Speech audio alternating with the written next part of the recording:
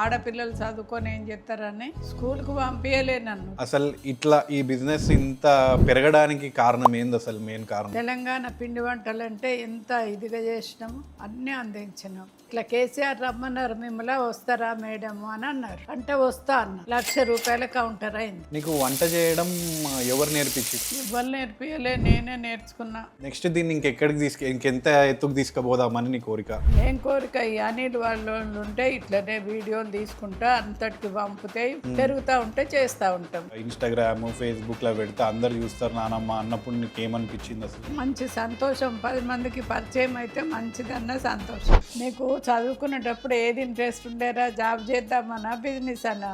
Job చేద్దామనే ఉండే. మరి ఎందుకు చేస్తలేవు జాబు?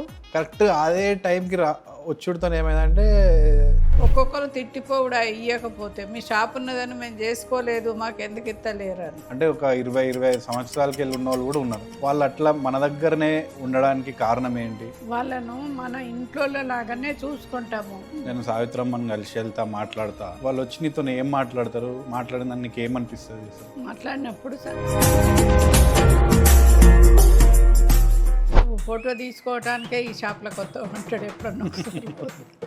ఒక ఆమెను అడిగితే అంబలు తాగి స్వీట్ బాగున్నదని చెప్పింది. దానికి అంబలు ఎరకలే, స్వీట్ ఎరకలే. మైక్ పట్టుకపోయి ఇది బాగుందా అంటే స్వీట్ బాగున్నది అని చెప్పింది. అంబలంతే పాట.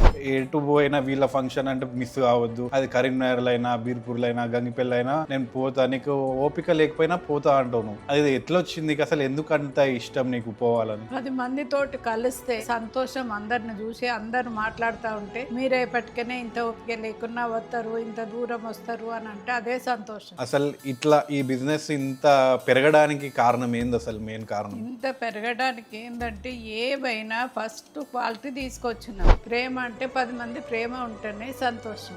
మనని ప్రేమించుడు కాదు, వాళ్ళు మనను ప్రేమించేటోళ్ళు కావాలి. ఈ 30 సంవత్సరాలు చేస్తూ వస్తున్నావు కదా, ఈ 30 సంవత్సరాలు ఎప్పుడన్నా నాకు ఓపిక లేదు, నాకు ఇంట్రెస్ట్ పోయింది, నేను చెయ్యను అని ఎప్పుడన్నా అనిపించిందా నీకు? నాకు ఓపిక లేదు, నేను చెయ్యని ఎప్పుడు అనిపించలేదు. ఇప్పుడు నన్నే వద్దన్నా కానీ పోతా నేను అప్పుడప్పుడు కిందికి.